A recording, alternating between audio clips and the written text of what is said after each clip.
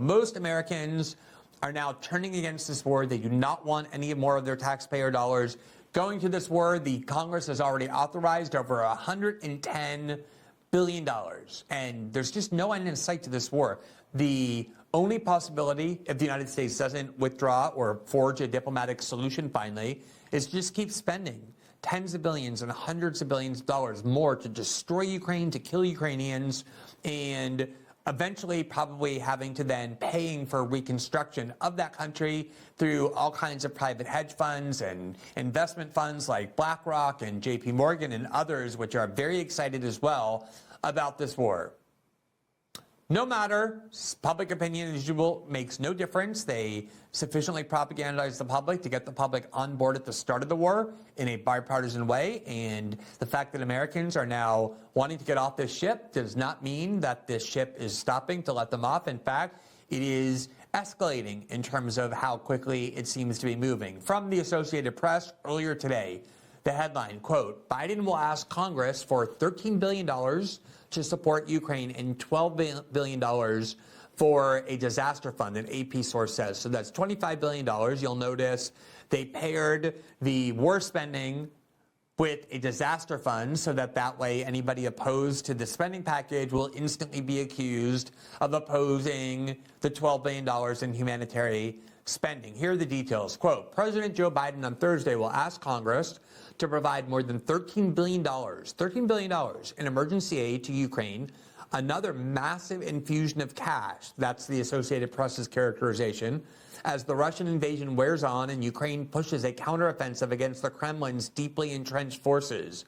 A person familiar with the Associated Press said, the last such request from the White House, made in November, was met and then some. Congress approved more than what the Democratic president had requested. In fact, you'll recall that in May of 2022, President Biden originally requested an allocation of $33 billion for the war in Ukraine. Congress received it, arbitrarily threw another $7 billion on, just lopped it up to $40 billion, just rounded up by $7 billion to $40 billion. And that was really the only time Congress was required out in the open to approve a standalone expenditure. That was when every single Democrat, as well as every single Democrat-leaning independent, such as Bernie Sanders in the Senate, the entire squad in the House, every last Democrat, every single one of them voted yes. And as usual, they got enough support from the Republican establishment, from the neocon and pro-war wing of the Republican Party to pass that $40 billion expenditure in by a very lopsided bipartisan majority. They had already approved very early in the war $14.9 billion, which they were drawing down rapidly. So before you even blinked, the United States had spent $60 billion on the war, which is almost equal to the total military budget for Russia for the entire year, which is $65 billion. So in a matter of 3 months, the U.S. blew through $60 billion.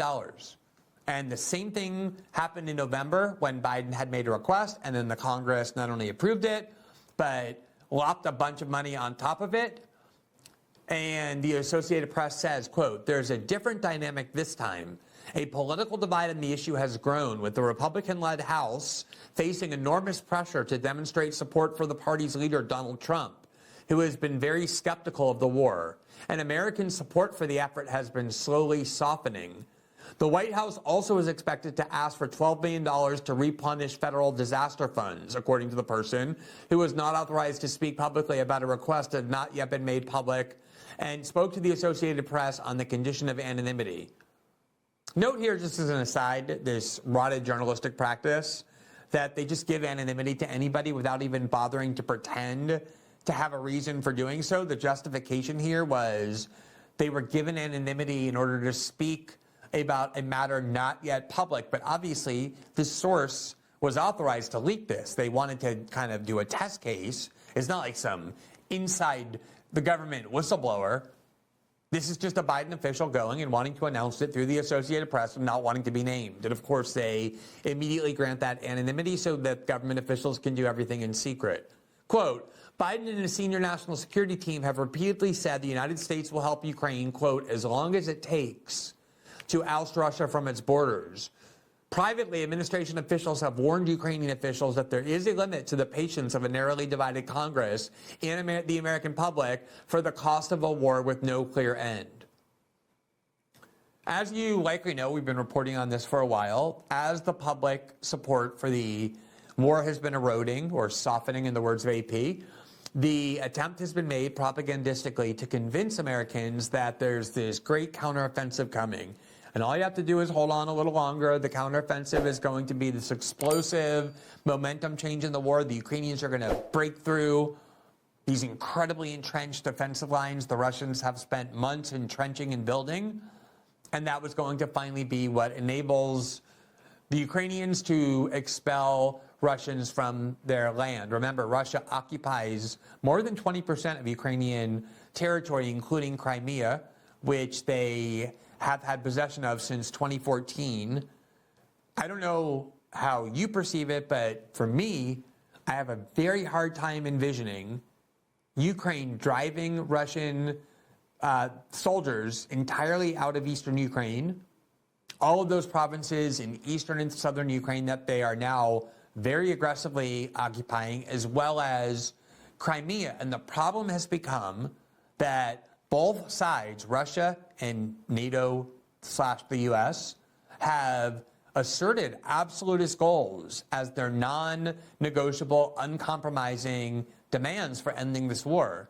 The Russians have made unequivocally clear that they will never accept being expelled from these territories in eastern Ukraine, which they claim has been used to oppress and mistreat Russian-speaking ethnic Russians, as well as to allow all sorts of Nazi battalions to fill up in that region and to threaten Russia as well with the presence of NATO on their soil. And meanwhile, the U.S. has said we will never allow this war to end if it means the Russians gain even an inch of Ukrainian territory as a reward for this invasion. And so the war by design, in terms of the framework that has been imposed, the framework asserted by Western leaders, is almost designed never to end. And if it does end, it's going to be a very long time before it does. And Joe Biden is saying, as of the Democrats, that we're going to keep putting money into this war for as long as it takes. That is, by definition, an endless war.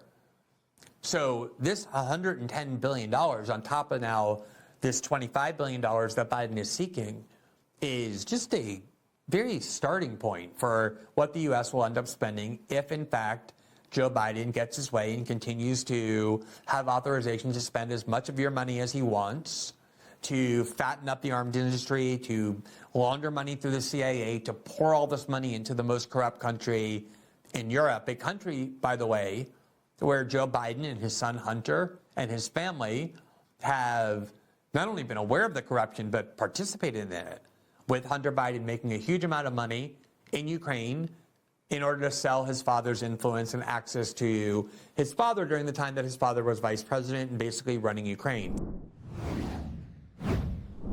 It'd be one thing if Alexei Navalny were some sort of gigantic figure in Russia. The only reason you know the name Alexei Navalny is because the West has turned him into this mythological figure. There was a documentary made about him. It won the Academy Award for Best Documentary in 2022. All of Hollywood stood and cheered for this documentary about the hero Navalny. In Russia, he's a minuscule figure. He's not some giant of the Russian political stage. He is useful to the West for propagandistic purposes, and that is why you have this incredibly inflated imagery of what he is. Here's Reuters on February 21st of 2018. Putin nemesis Navalny, barred from the election, tries political siege. Remember when the proof of Russia's totalitarianism was that the opposition leader was barred from the ballot and then imprisoned? Isn't that a situation similar to what we have in the United States? Isn't it the case that the primary political opponent of the current government in Washington is in the process of being stricken from the ballot as a result of judges and Democratic Party leaders bringing cases to have them struck from the ballot, and is in the process of being criminally prosecuted by Democratic partisan prosecutors like Fani Willis in Georgia, and Alvin Bragg in New York and the Obama DOJ? Why is it that when we hear that Russia is banning from the ballot the primary political opponent of Vladimir Putin and then trying to imprison him, we make one conclusion, but then when we hear in the United States that the exact same thing is happening, but an actual significant political figure, not like Navalny, but Donald Trump, who was actually the president already, narrowly lost in 2020, is leading almost every opinion poll for 2024. When he is struck from ballots, when he is threatened with imprison, a completely different narrative about that is presented, even though they're the same acts. And I know a lot of people just intuitively believe this is what propaganda does, this is what tribalism does, is that we just inherently believe that when it seems like the two things are the same, the fact that one is happening in the United States and the other is happening in Russia means they're completely different. Question, though, whether or not that's what you believe because you're an American, because you were born in the United States, because you've been told from childhood that that's how you should see the world. Here is Reuters. Now, this is not RT, this is not Sputnik, this is not Tucker Carlson, whoever you want to dismiss as some sort of pro-Russian source. This is Reuters in 2018, which said the following, quote, opinion polls put Navalny's support at less than 2%. And many Russians who still get much of their news from state TV say they do not even know who he is. He's incredibly more famous and more notable and more popular in Western political capitals than he is in Russia. The idea that he's a threat to Vladimir Putin in any way is laughable. Let's try and remember as well a couple of things about who Alexei Navalny is, the new hero of Western liberals. From Yahoo News in February of this year, actually yesterday, Alexei Navalny's, quote, far-right racist past brought back in spotlight after Putin critics' death. As world leaders pay tribute to Russian opposition leader Alexei Navalny, some have drawn attention to some inconvenient aspects of his past. Really, what's inconvenient? Quote, as Western politicians pay their respects, some more uncomfortable aspects of Navalny's career have been brought back to the surface. Quote, Navalny took part in the Russian March, an annual demonstration that draws ultranationalists, including some who adopt swastika-like symbols. Oh my, that is uncomfortable. Quote, he has never apologized for his earlier xenophobic videos or his decision to attend the Russian March. Rahman appeared to be referring to a notorious video from 2007 in which Navalny appears to compare Muslim immigrants in Russia to cockroaches as he advocated for gun ownership. In another video, he is dressed as a dentist and appears to compare migrants in Moscow to tooth cavities, Radio Free Europe reports. He says, quote, I recommend full sanitization. Everything in our way should be carefully but decisively removed through deportation. Shortly before releasing both clips, Navalny was expelled by the liberal Yabloko party over his, quote, nationalist activities, having participated in the Russian March, an annual rally associated with ultranationalist far-right groups chanting slogans such as Russia for ethnic Russians. Now, anyone in the United States who has a past like that, who called immigrants cockroaches, who advocated gun control, as handing out guns as a way to exterminate them, as cockroaches should be exterminated, who attended an actual neo-Nazi march, I don't think they would be described as having an inconvenient or uncomfortable past. And yet it is amazing, just like we find in Ukraine, with all the neo-Nazi militias in Ukraine that the American liberals love and want to arm, that if you're somebody who doesn't love the Democratic Party in the United States, you will get called a Nazi and a fascist and a white nationalist. And American liberals and Western liberals will try to have you barred from the internet and fired from your job and basically expelled from decent society in every way. And then Western liberals encounter actual Nazis, people with actual neo-Nazi ideology, with actual overt ties to white supremacist and neo-Nazi groups, and they want to embrace them. They want to arm them. The hero Navalny. Here's the hero Navalny in 2007. Здравствуйте! Сегодня мы поговорим о борьбе с насекомыми. Никто из нас не застрахован. So just for the people listening, I'm going to just read the screen. It says, background left, Alexei Navalny, certified specialist. Hello, today we have to talk about insect control. No house is safe from cockroach infestation. Ooh, where a fly gets in through an open window. And there's all kinds of demons being shown as he says this. We all know the cure against flies, a fly swatter, a slipper against a roach. But what to do if cockroaches are too big and flies too aggressive?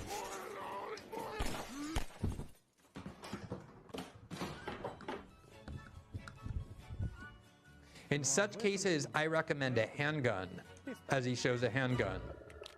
Yes to allowing firearms. Now, anybody involved in an ad like that in the United States would be deemed a Nazi for the rest of his life. The Western media looks at this, and because of his propagandistic value, they turn him into some kind of like civil liberties leader. And of course, the same exact thing has been happening for the last 2 years in Ukraine. For the last decade in the Western press, every time the Azov Battalion has been referenced, it has been described as a neo-Nazi group, as a group with Nazi ideology. And to this day, you see Azov battalions and their leaders and their soldiers, and they have all kinds of neo-Nazi insignia on them. Here's how the New York Times tried to grapple with this in June of 2023. Quote, Nazi symbols on the Ukraine's front lines highlight a thorny issue of history. Do you love these words? Oh, uncomfortable, inconvenient, thorny, when they're talking about actual neo-Nazis? Quote, the troops' use of patches bearing Nazi emblems risk fueling Russian propaganda and spreading imagery that the West has spent a half-century trying to eliminate. So far, the imagery has not eroded international support for the war. It has, however, left diplomats, Western journalists, and advocacy groups in a difficult position. Calling attention to the iconography risks playing into Russian propaganda. Saying nothing allows it to spread. Even Jewish groups and anti-hate organizations that have traditionally called out hateful symbols have stayed largely silent. Privately, some leaders have worried about being seen as embracing Russian propaganda talking points. Now, that is how the New York Times has grappled with the fact that we are arming actual neo-Nazi militia groups in Ukraine. Now, as I said at the start, there is a similar case to Navalny dying in prison. Although this was a case where the person who died in prison was an American citizen. His name is Gonzalo Lira. We covered this case on last week's show when we interviewed his father. And you may recall that Gonzalo Lira was in Ukraine. He married a Ukrainian woman in 2016. And he was an outspoken opponent of President Zelensky and of the war. And because of that, he was twice arrested. The U.S. government never once uttered a word of protest about this American citizen being arrested, even though he posted a video pleading for the government to help, and he warned that if he were arrested a second time, he would die in a Ukrainian prison. And he did die in a Ukrainian prison, just as he predicted at the age of 55. And he was in prison solely because he criticized President Zelensky and the NATO U.S. narrative about the war. Now, you would think that when it happens to an American citizen who dies in a Ukrainian prison after criticizing President Zelensky, that all these people who are so deeply concerned with civil liberties in Russia might have something to say about that. After all, this is not a Russian citizen, this is an American citizen. And it's not done at the hands of a foreign government on the other side of the world who is our enemy, but an allied state that we are funding and financing. And they killed an American citizen for the crime of speaking out against the war. And there's barely any media coverage of this. It happened just last month. Because that has anti-propagandistic value, because it shows what a joke it is to claim that Ukraine is a democratic state. One of the very few outlets that covered the death of Gonzalo Lira in prison was the liberal tabloid Daily Beast. And they ran this article in January of 2024. And there you see the headline. It's a repulsive, repugnant headline designed to justify Gonzalo Lira's death. Quote, the U.S. finally confirms that the American dating coach turned Kremlin shill died in Ukraine. Quote, Gonzalo Lira, a blogger who pushed Kremlin propaganda in Ukraine, died after apparently coming down with pneumonia. Lira was arrested in Ukraine's Kharkov region in May of 2023 and charged with spreading Russian propaganda by posting videos that cheered on the Kremlin's act of aggression against Ukraine. After being released on house arrest, he was jailed again in July after fleeing while out on bail, though he claimed in hysterical tweets to followers at the time that it was all part of an attempt by Ukrainian authorities to, quote, disappear him. Right-wing pundits back home in the U.S. soon seized on his unfounded claims to criticize the Biden administration's support for Ukraine, holding Lira up as a, quote, journalist they said had been unfairly persecuted by authorities in Kiev. In other words, Gonzalo Lira deserved to die in a Russian prison, in a Ukrainian prison, because he had the wrong views about the war in Ukraine. He was a pro-Russian propagandist, and therefore he deserved to die. And if you think I'm exaggerating, even though I just showed you this repulsive Daily Beast headline that was obviously designed to stir up hatred and contempt for Gonzalo Lira, here is Mark Thiessen, who used to work in the Bush White House and is now a columnist for the Washington Post, classic warmongering neocon, the kind that cheered the Iraq War and the war on terror and every single war since. You know that type. He was one of the few people in the media who actually acknowledged the Gonzalo Lira case, and this is what he said to distinguish it from what happened in Russia. Quote, Gonzalo Lira was not a journalist. He was a pro-Putin propagandist who was spreading Russian disinformation inside Ukraine during wartime, praising the Russian invasion and denying the Bucha massacre. No country which has been invaded would allow that in its territory. He was arrested and released on bail and then rearrested after violating his bail. He was not killed in jail. He died of pneumonia. There is no comparison to Navalny, none. How is it that the people who pretend to be so upset, so angry, so enraged by the fact that Vladimir Putin imprisoned somebody for their political views and then allowed them to die in prison, can turn around and justify the same exact thing when done by Ukraine, but this time to an American citizen? He's essentially saying Gonzalo Lira deserved to die in prison because during wartime, he criticized the government.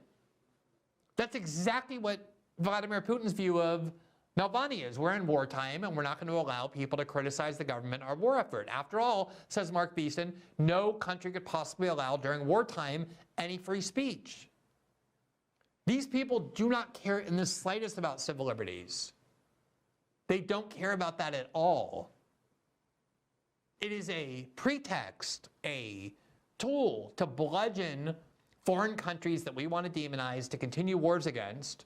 And the way you know that it's a pretense, that there's no sincerity or authenticity to the belief, is that they will turn around and justify the same exact acts by the United States government or our allies, as I just showed you. They'll say, they'll either ignore it because they don't care about it, or they'll say Gonzalo Lira deserved to die because he had the wrong views, exactly what Vladimir Putin says about Alexei Navalny.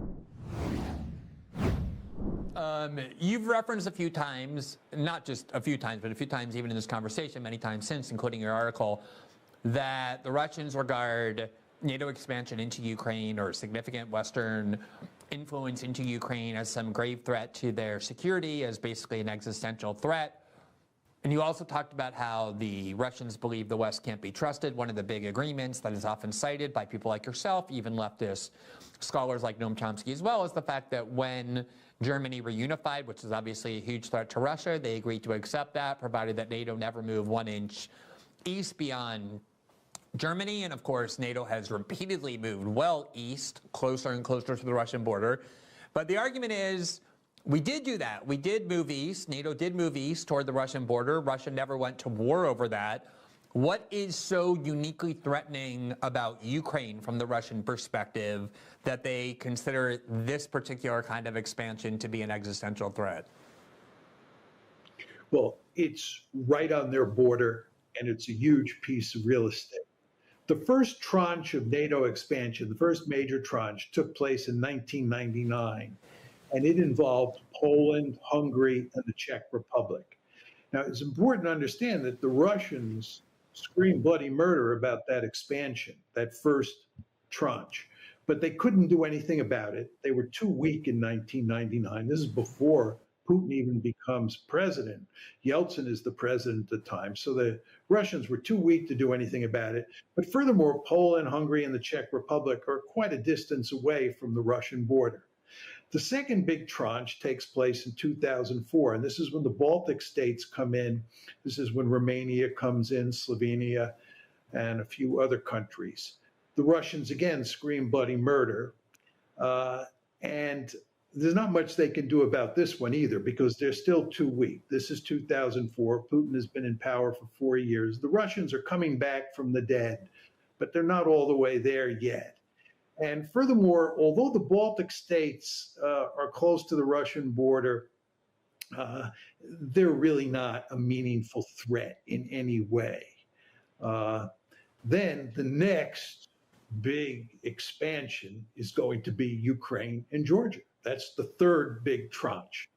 And the Russians put down their foot and they say that this is not going to happen. And just to focus on Ukraine, you want to remember Ukraine is a big piece of territory right on Russia's border. And the idea that that's going to be a NATO member and that the Americans may be able to put missiles that can hit Russia on Ukrainian territory is unacceptable. Furthermore, there's a very important naval base in Ukraine, in Sevastopol, which is located on the Crimean Peninsula. And from a Russian point of view, the idea that the Crimean Peninsula is going to become part of NATO and that Sevastopol may become a naval base is just unthinkable. This, again, is why Bill Burns, who's now the president of the head of the CIA, said in 2008 that Ukraine was the brightest of red lines. It really was or is of major strategic importance to the Russians. It's just very different than the Baltic states. It's very different than Finland, Poland, and so forth and so on. So the Russians are deeply committed to making sure that Ukraine never becomes a member of NATO, or if it does become a net member, it's a dysfunctional state and basically useless for NATO. So the argument of people who see the world through the NATO and EU and US perspective is twofold about that argument. One is that no one was really talking about putting Ukraine in NATO. Secretary Blinken, when the Russians objected, defended this principle, this open door principle, that we're never going to close the door on anybody, that everyone has the right to join NATO. If we want them to, we're not going to tell Ukraine they're forever out. But that there was no real movement to put Ukraine into NATO. And that secondly, even if Ukraine did become a NATO state, NATO is purely a defensive alliance. It doesn't have a history of attacking anybody. All that it would do is be extending its defensive umbrella over Ukraine. At the Russian fears over NATO on the other side of their border was basically illusory, because NATO isn't the kind of military alliance that historically has gone and invaded other countries or conquered them. What do you make of those two claims? Which was the first one again? That no one was talking about NATO expansion into Ukraine in reality. Yeah, this is simply not true. After the Biden administration moved into the White House in January of 2021, on a number of occasions over the course of 2021 and early 2022, they made it unequivocally clear that the commitment or pledge that was made in April of 2008 at Bucharest was alive and well. They said it in a statement that was made at the Brussels summit, the Brussels NATO summit in June of 2021. They said it in a very important strategic document that was issued in November 2021. And when the Russians wrote a letter on December 17th of 2021 asking President Biden to put in writing that Ukraine would not become a member of NATO, Tony Blinken made it clear to the Russians that we rejected that request and that Ukraine would become a part of NATO. That's part one of the story. Part two of the story is that Ukraine was effectively a de facto member of NATO by early 2022. The Russians made it clear that they appreciated this fact. We were arming the Ukrainians, we were training the Ukrainians, we were including them in military exercises that we ran, that NATO ran. We were obsessed with interoperability between Ukraine and NATO fighting forces. So Ukraine was well on its way to developing the military capability to be a NATO member. This idea that there was no chance that Ukraine would ever become part of NATO is a fiction that proponents of the war have invented to defend themselves. It makes no sense at all. Now, with regard to your second point, that NATO is a defensive alliance, it's a very important concept. To be clear, that's not my point. That's the point of people who would be arguing against you. But go ahead. Yes, no, I fully understand. Okay. Sorry. No, go ahead. Sorry for you. The second point is the argument that NATO is a defensive alliance. It's not an offensive alliance. There's a very important concept in the international relations literature. It's called the security dilemma. And the security dilemma says that it's virtually impossible to distinguish between defense and offense, whether you're talking about weapons or military strategy or military plans. So you can have an alliance that you think is defensive in nature, but if you're standing on the other side of the line, it does not look defensive in nature. It looks offensive in nature. Just let's go back to the Cold War. NATO had what I believe was a defensive strategy. But that defensive strategy involved lots of German and American and British armored divisions and mechanized infantry divisions.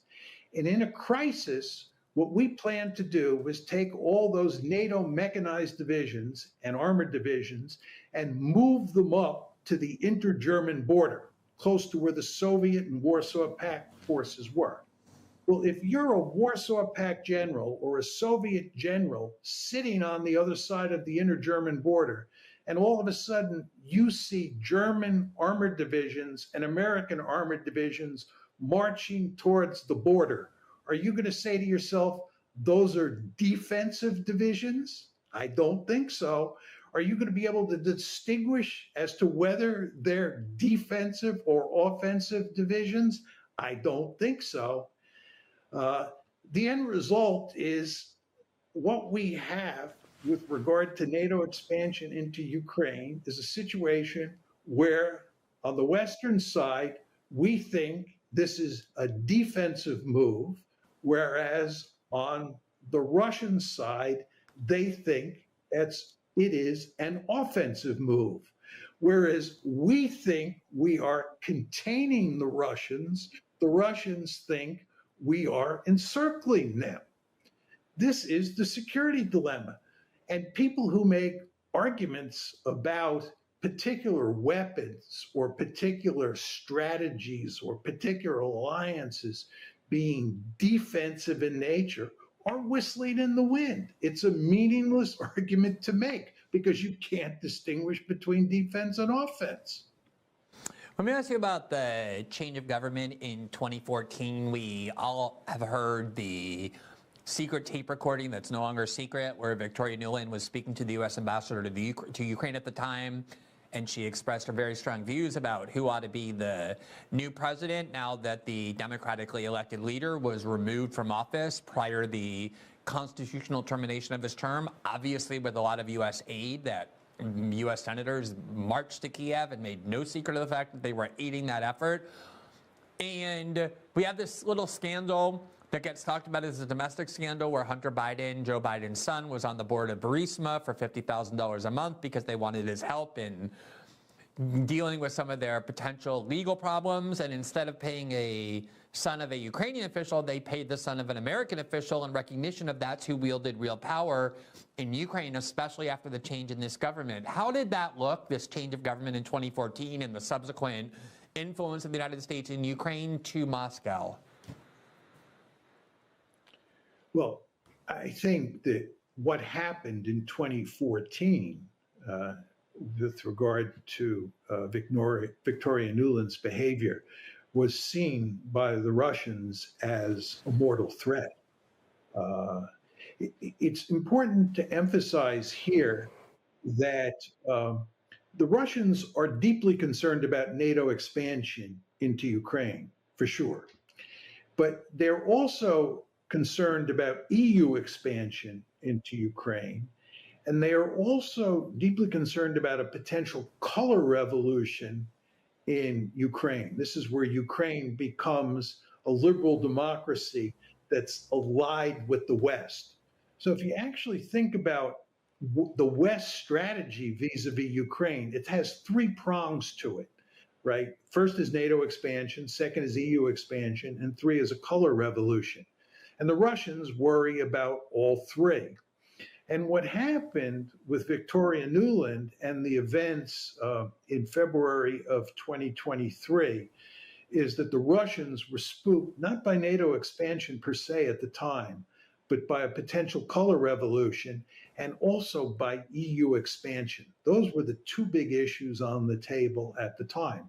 And the Russians clearly viewed this as a mortal threat. And that's why they took Crimea. And that's why the war, in effect, or the conflict, in effect, started back then. So those events in 2014, where the United States was involved, exactly how much involvement we had is unclear at this point in time. There's no question we were involved, but the level of involvement remains to be determined. But the Russians saw that as a threat, and that's what precipitated the crisis in February of 2014. With regard to Joe Biden's son, I don't know enough about that to have a strong opinion. I don't know enough about what Hunter Biden did, what Joe Biden did, or how the Russians view it. So I have to plead ignorance on that particular issue. But regardless of the specifics of that case, it is true, isn't it, that after that 24 change of government, the United States played a much bigger role in the internal affairs of Ukraine? Oh, absolutely. There's just no question about that. Right. No, we're joined at the hip with the Ukrainians. Just to go back to, you were talking about Barack Obama before being smart enough not to arm the Ukrainians. And you're absolutely correct. It was Donald Trump in December 2017 who decided to arm the Ukrainians. But Obama agreed to train the Ukrainians. Obama wanted to put limits on our involvement, for sure. He was a cautious man.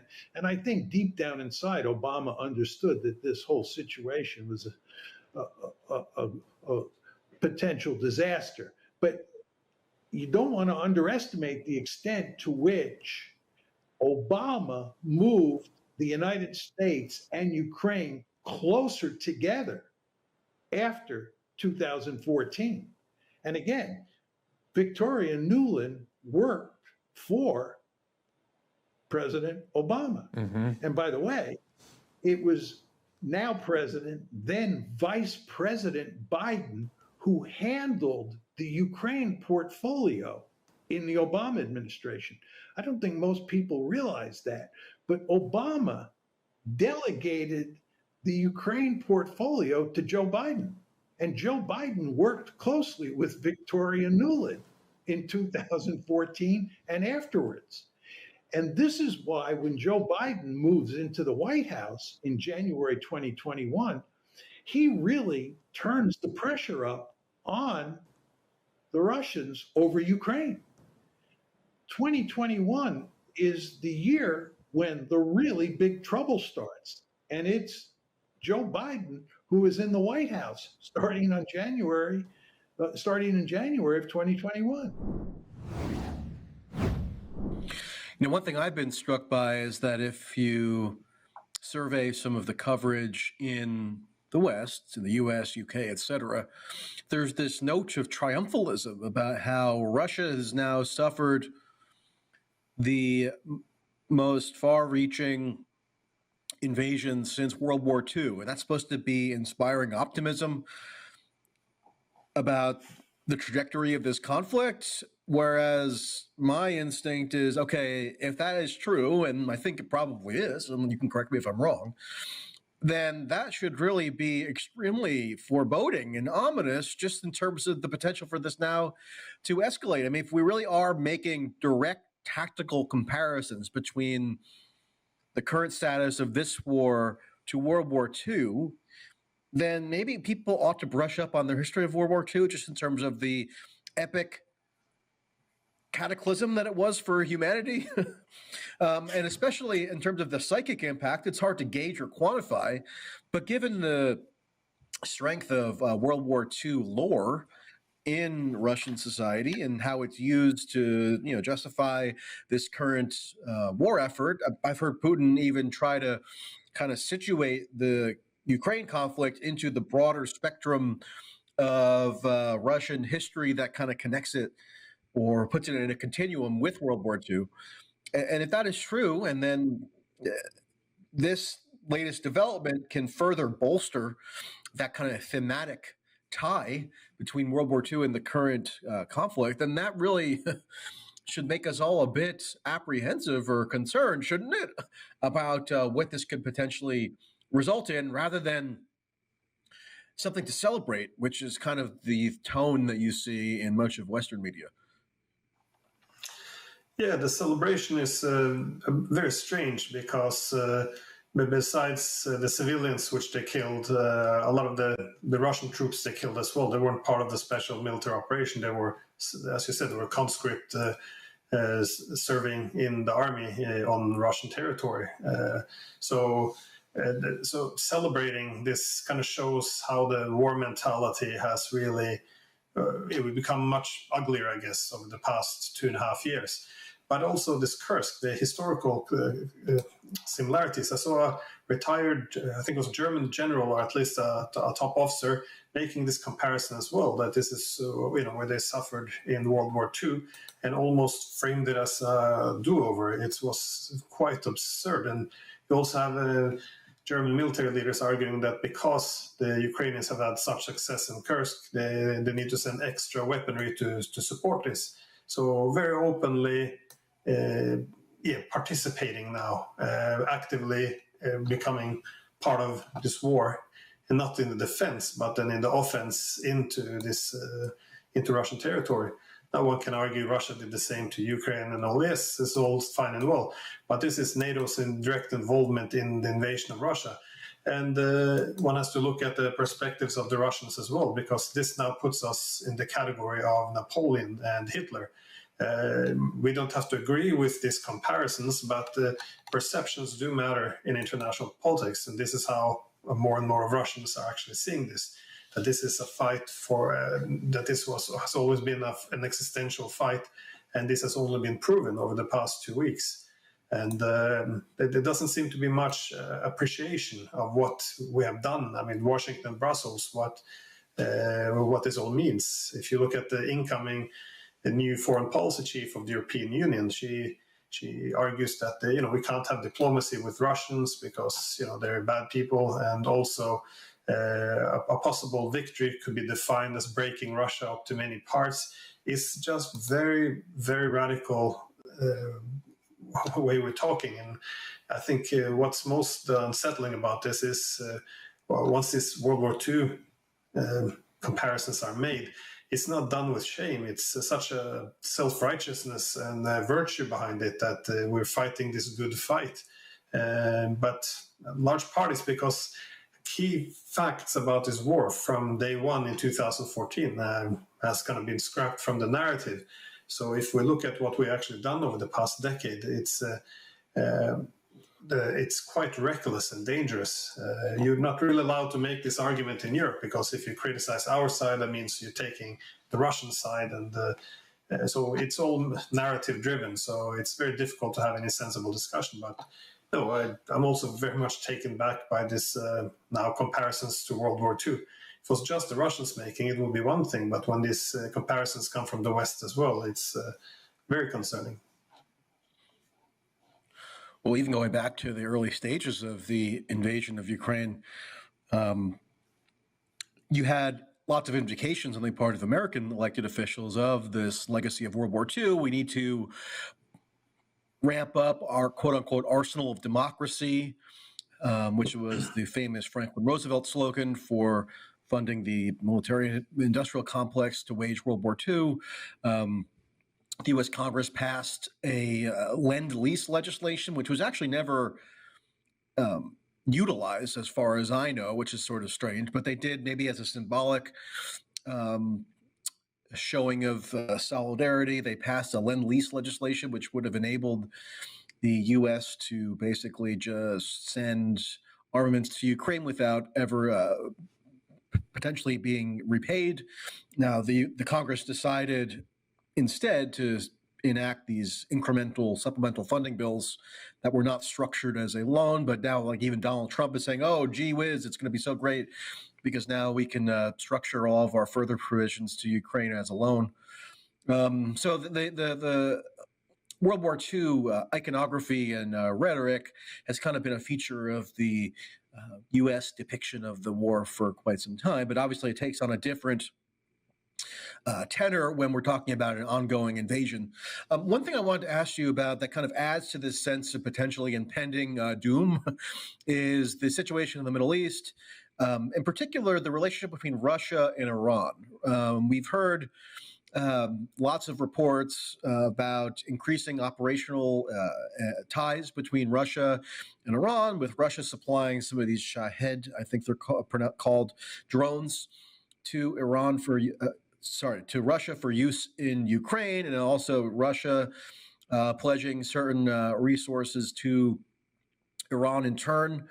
And there was a report maybe last week or a few days ago of Putin issuing a cautionary note to Iran to limit the scope of its potential retaliation against Israel. And obviously the relationship between Israel and Russia is also quite complicated. So what is the role of Russia in kind of managing this potential upcoming escalation that we've been told for now a couple of weeks could be imminent at any moment between Hezbollah and Iran and retaliating against Israel for the assassination of Ismail Haniyeh, the leader of Hamas in Tehran, and also the assassination of the Hezbollah commander in Beirut. Because it could be another, potential theater in a more wide-ranging conflict that could have, ominous echoes of World War II or a more globally oriented conflict. So, what's the role of Russia as far as you could see it in the Middle East conflagration that could be potentially imminent? Well, a part of it you can link to what is now referred to as the great geostrategic shift of Russia from Greater Europe to Greater Eurasia. Greater Europe simply means that for the past 300 years since Peter the Great, whenever Russia wanted to modernize, it's always looking towards Europe, to Europeanize Russia more. And even since the days of Gorbachev, they wanted to create a common European home or a Greater Europe. This was effectively cancelled with NATO expansion, and the West toppling the government in Ukraine in 2014 put the final end to it effectively, because this showed that the Ukraine could not be a bridge which would gradually integrate Russia instead into the West. Instead, it would be a front line. So this was why it was very dramatic. And this is when Russia began to diversify its economy over the past 10 years, in which it would then integrate more towards Eurasia. So China, India, and all the others, Iran as well, for that sake. And then not just diversify and decouple a bit from the West, but creating new economic infrastructure, with China obviously taking the lead. Now, this is quite relevant if you want to look at the partnership with Iran, because If you want to only go back 15 years ago, the Russians would have used partnership or friendship with Iran as a political currency. They would put sanctions, they would trade away this relationship if they might get an entry ticket or something. Something the West would angle in front of them. But this was a way of trading to get closer to the West. But since 2014, Russia has now pursued what they call Greater Eurasia. And this is very different. Now, of course, Iran is elevated to one of the strategic partners, because when Russia looks east, it can't only integrate with the Chinese, because the Chinese economy is much, much stronger. So now India, Iran, all these countries have much more importance. So, and you saw that after the Russian and Iranian cooperation in Syria, which was very limited. The Russians and Iranians look towards how they can expand this to a real strategic partnership along the lines of Russia and China. And I think this is something that has really developed now over the past 2.5 years, because Iran has sent these Shahid drones and assisted Russia in many ways, as in its most dire time when Russia sees itself as fighting in an existential war. Meanwhile, the Israelis, which Russia's always had very good relations with, they always try to manage, show respect for their mutual security concerns and interests. Israel turned out to supply weapons and training to the Ukrainians, which then destroyed that partnership. So you saw a huge shift. The partnership with Israel declined, while Iran is now elevated to a very strategic partner. So this is a huge shift, which will also impact the wider region. Now, how Russia responded to this, the attacks on Iran and the conflict in Gaza, is that they've taken very strongly sympathetic, aligned themselves very closely with the Palestinians, and also given Iran a lot of support. Now, their main concern is that once the Israelis struck Iran and continued these provocations, this is a way of essentially provoking an Iranian response to drag the Americans into this war, because the Israelis, they're in very deep trouble at the moment. They're stuck in Gaza. They're in a conflict which they don't want with Hezbollah, which it's very difficult to manage, and now they want to go at Iran as well. So they really need to pull in the Americans. So this is effectively the dilemma for the Iranians as well. Do they restore their deterrent and strike hard, or do they avoid taking this risk, which pulls the Americans into a wider war? So for this reason, the Russians have been urging restraint for the Iranians. But as you can expect, the Iranians maybe don't want to take that lesson from the Russians, because look what happened to the Russians. They showed restraint at every corner with NATO, and NATO only responded by then being more and more emboldened to escalate further and further. So this is the concern for Iran. If they take the Russian advice and don't strike back, then why wouldn't Israel bomb Tehran again tomorrow and kill some other top officials? So this is the main concern. But that being said, the partnership between Russia and Iran obviously continues to grow economically and in the military sphere. Also now institutionally with the SCO and BRICS.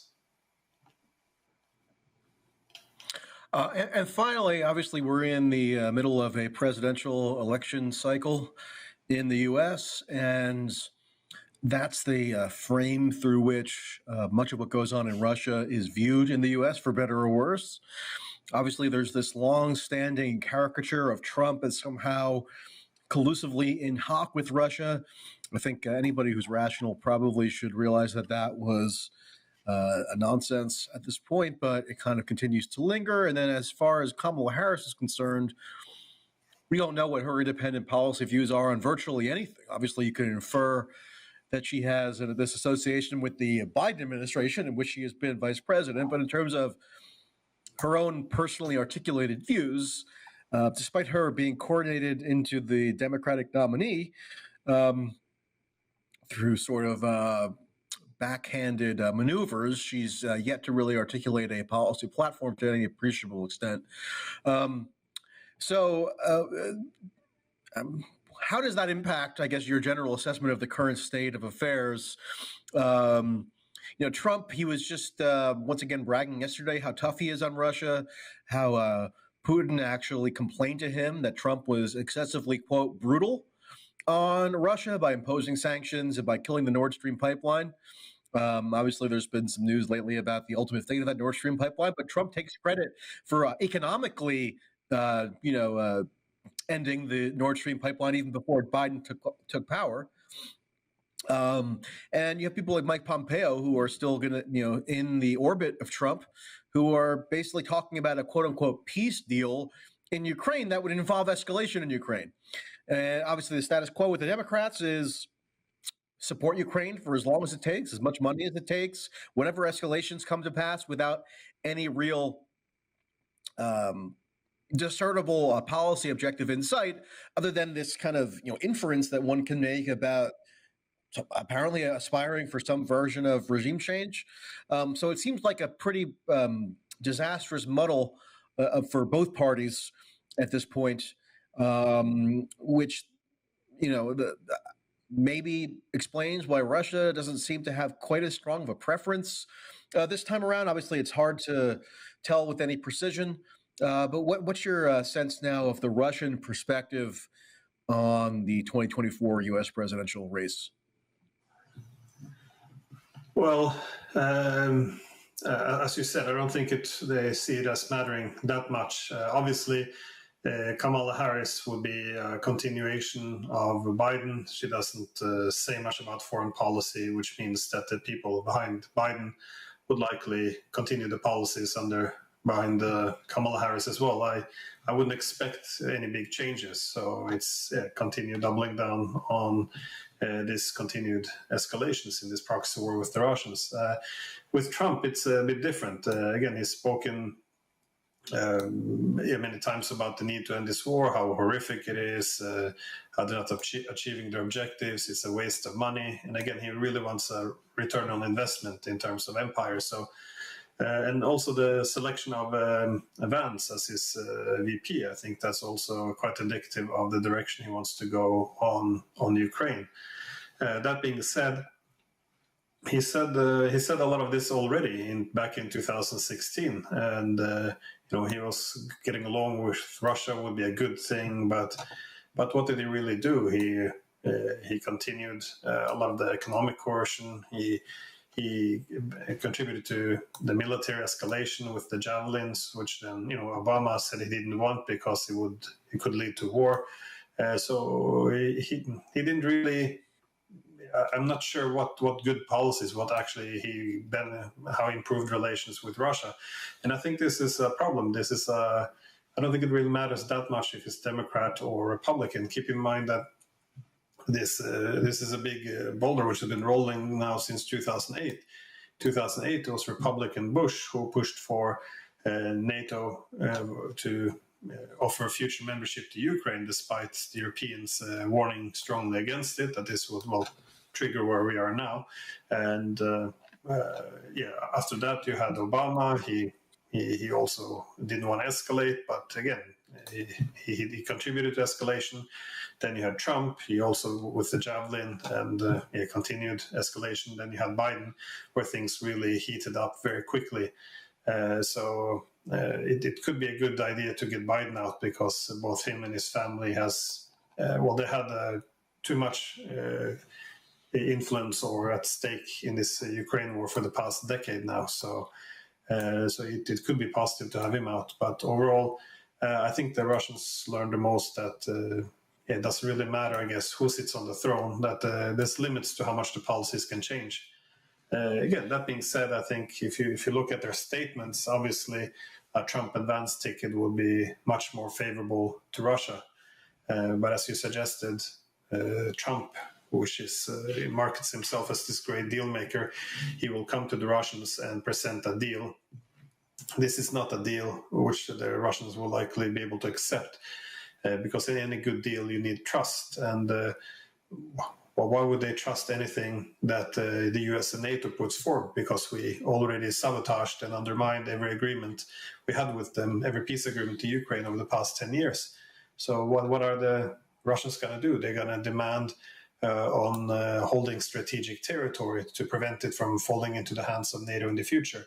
And irrespective of Trump being genuine in his effort to walk away from Ukraine and allow it to be neutral, I think you don't know who the next administration will be. If it's going to be the next government will come in, they will again rip up all the agreements as they've done before, and they might have to fight this war all over again. So I think in the absence of trust, that the Russians will have very hard demands, and I don't think that will be easy for Trump to accept. So so he will do what he usually does, which is max pressure, and again, that will contribute to further escalation. So I wouldn't necessarily look towards the American election for a solution to this conflict.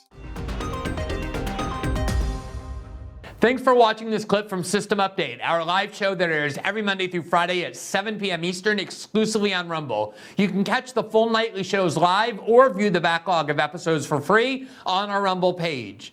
You can also find full episodes the morning after they air across all major podcasting platforms, including Spotify and Apple. All the information you need is linked below. We hope to see you there.